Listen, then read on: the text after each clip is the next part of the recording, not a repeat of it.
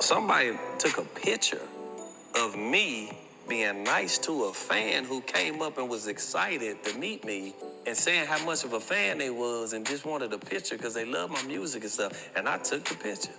And they based the 2-year relationship line off of that. You destroyed his life. No, For fun. Adam, no, Yeah, I you did. didn't. I'm gonna be real. I was young. I was 19. I was a backup dancer. I was working for a show that was with Shauna the rapper. Chingy opened up for one of the shows. I always had a big crush on Chingy, so I wanted to get a picture. He was very welcoming.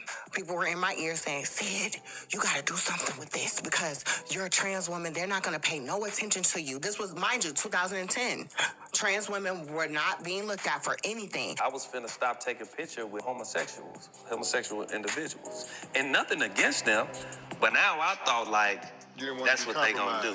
Didn't want to be compromised at all. No one was talking about Chingy at that time. I actually made the world start talking about him again. But I became a warm-hearted, good person in my soul. I apologized. I tried to make things right. But then you know what type of individual I am? I said to myself, all of them didn't do that to me. They don't deserve that. And so I still took pictures with homosexual people when they wanted to take a picture with me. Because that's the type of heart I got. I ain't gonna stop being me because somebody decided to be evil. That's gonna come back on them. How did you deal with that? My main thing was I'm thinking like, ain't nobody gonna believe that. I ain't got nobody no reason to believe nothing like that. Right. But I think a lot of people wanted it to be true because it was outlets that was talking about it and talking to that individual. And I ain't never heard nobody be like, well, let's get Chingy on the phone. Let's call up Chingy. These are radio personality people that I've been hung out with, that I knew. So I was like, why ain't none of these people call me up to see my take on this? I was really hurting inside because all I ever had growing up was my music. If you know me, you knew when I was in first grade, I just sat in there writing raps. So that's all I ever had was my music. That was the goal. And eventually the individual told the truth, it came out. Now, by the time they told the truth, it came out, damage done. It's pretty much over with today, for real, for real. But you still have somebody But you still doing got trying somebody to to say dig at something. you. But the damage was done. I had a MasterCard, credit card deal, like with my own MasterCards. I was finna sign to Interscope. I was on LA on yachts and shit, eating fruit with these people, talking about album deals, and I had a lot going on at that time. Boy, when that hit, gone. What y'all think about that? So Chingy's whole career ruined over one photo with a trans woman. So this world operates off of lies. It don't operate off the truth. Even the media, if the media gets hold of a negative story or something, they run with it. They don't ask questions. See, most Christians will say that we don't need God's laws when we operate in this world. You know, all we need is love. They say love one another is the fulfillment of the whole law. But you got brothers locked up in prison, you know, based on a lie, you know, no witnesses. So love, according to the Most High, is when you keep the law. If someone would have said, you know what, we're not going to ruin Chingy's career, we're not going to leave Chingy, you know, based on a lie, based on a rumor. That's love. When you apply God's laws, when you make a judgment decision about somebody's life, about somebody's career, you know, someone you don't even know, if someone would have said, hey, it's not right, you know, we have to get all the facts first, you see, we have to have witnesses first before we make a choice, before we make a decision. That's love. See, we have judges and lawyers, politicians running the government based on their own feelings and emotions. They're not applying God's laws when they make these decisions. When they throw away a man's life and lock him up or give him the electric chair, you know, they're not applying the laws of God. You see, that's wisdom. When Daniel was asked the question, you know, is this woman guilty or not? When Solomon was asked the question, you know, is this woman, you know, who's the mother of this child? They applied wisdom. They used God's laws to make a decision. That's wisdom. That's love. All right, let's go to the book of Sirach, chapter 11. It says, blame not before thou hast examined the truth.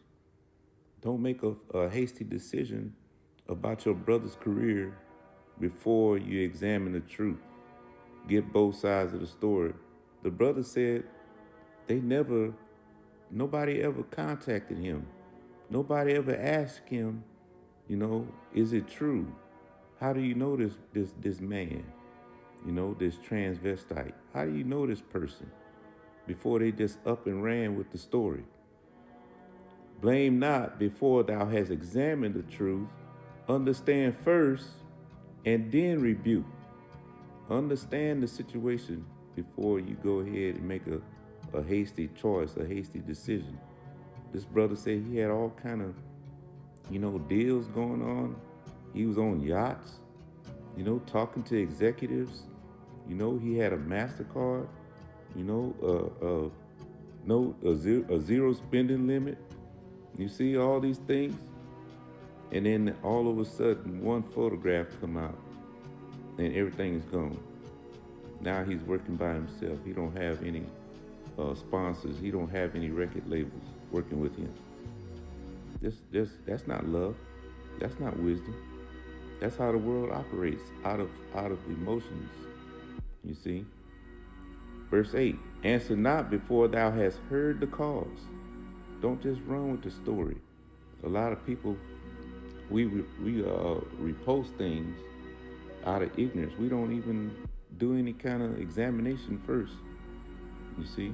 We add fuel to the fire without even knowing, is it true? We run behind our brother's back and talk about, his situation without coming to him first. That's evil. That's wicked. That's not love. Love is going to your brother and ask him, what happened. That's love. You see? All right, let's go to the law. Most Christians will say we don't need God's law, just love one another. But this is how you love. They don't understand the definition of love, according to Leviticus 19:17, is apply the law with your neighbor. That's how you love one another. This is Deuteronomy chapter 19:15. One witness shall not rise up against a man for any iniquity or for any sin in any sin that he sinneth. At the mouth of two witnesses, or at the mouth of three witnesses shall the matter be established. So Chingy, no one ever contacted him and asked him his side of the story. Nobody ever asked to say, hey, do you have witnesses to prove what you're saying? They just took the man's word for it, the tranny's word for it, and ran with it, ruined a man's life. Verse 16, if a false witness rise up against any man to testify against him that which is wrong, then both the men between whom the controversy is shall stand before the Lord, before the priests and the judges which shall be in those days. Verse 18, and the judges shall make diligent inquisition. You shall make a diligent inquisition, a diligent research into the matter before you judge on this brother, before you ruin this brother's life. That doesn't happen in today's world. A false accusation will stick before the truth. That's false. That is why the world is corrupt the way it is. All right, Deuteronomy 19, verse 18. And the judges shall make a diligent inquisition, meaning the judges, whoever's making a decision to drop your record deal, to take away your MasterCards, all your sponsorship, should make a diligent inquisition into the case first. That's love. That's how you show your brother love. You might not even be kin with this brother, but to show love to your brother, to make a diligent inquisition before you say, I'm going to take your job away from you, I'm going to take your record deal from you. I'm going to lock you up for 20 years for something you didn't do. You see, that's not love. That's why the world is jacked up. So the judges shall make a diligent inquisition, and behold, if the witness be a false witness, see, if you lied, if you called the cops on me and you pointed the finger at me and you said, that's the brother that did the crime, that's the brother that assaulted my daughter, those two kids were out there with guns, not knowing whether or not those guns were water guns. Then the cops show up and blast a kid, take his life for no reason. If the witness be a false witness and had testified falsely against his brother, then shall ye do unto him as he had thought to have done unto his brother. You should do some jail time. If you lied on your brother, you should do some prison time. Your brother lost his life, you see, because you lied. A little kid lost his life because some Edomite called the laws and said, he's running around with a weapon. What should happen to that Edomite? What should happen to that person? Should they be able to walk around free in the world after this kid lost his life? No, that's not right. So then shall ye do unto him as he had thought to have done unto his brother. So shalt thou put the evil away from among you. This is how you put away all these false accusations in the world. This is how you put away people stepping forward and making false claims against you. Because they're going to be fearful next time they try to do some BS like that. You see, they're going to be fearful before they take a photo with you and they run to the press and say, me and Chingy is in a relationship. Me and Chingy we've been together. Now the brother lost his life, lost his career, all his aspirations gone.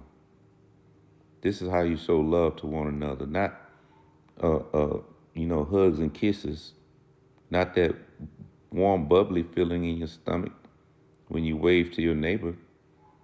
You see, that's not how you show love. That's not God's love. God's love is keeping these commandments with your brother, and vice versa. He keep the commandments with you.